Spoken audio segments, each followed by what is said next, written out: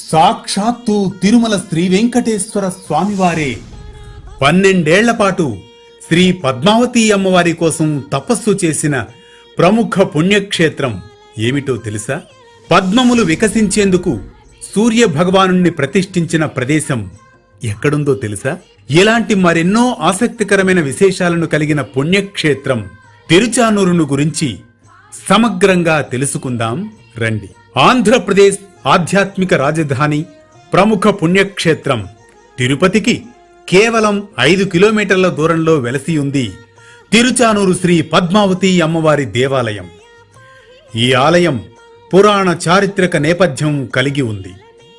కలియుగ ప్రారంభంలో త్రిమూర్తులను పరీక్షించే క్రమంలో పూర్వం కోపిష్టి అయిన భృగు మహర్షి వైకుంఠంలోని విష్ణుమూర్తిని తన లక్ష్మీ నివాస స్థానమైన స్వామి హృదయస్థానంలో పాదాలతో తన్నగా అమ్మవారు అలకపోని వైకుంఠం వీడడం, తద్వారా స్వామివారు అమ్మవారిని వెదకి దివి నుండి భువికి చేరుకుంటారు.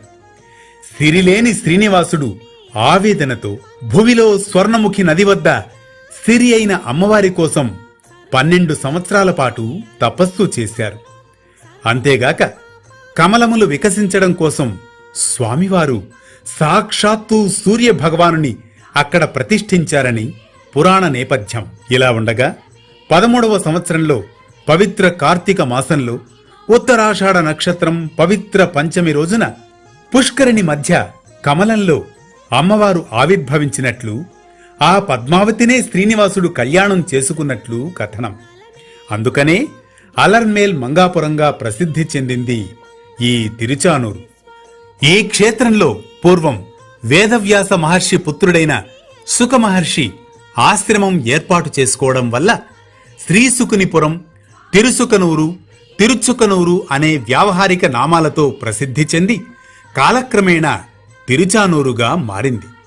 శ్రీ మహాలక్ష్మి పద్మంలో అవతరించడం వల్ల పద్మావతి అని, అలాగే పుష్పంపై ఉద్భవించడం వల్ల అలర్మేల్ మంగమ్మగా అనుగ్రహిస్తున్నారు, నీరాజనాలు అందుకుంటున్నారు.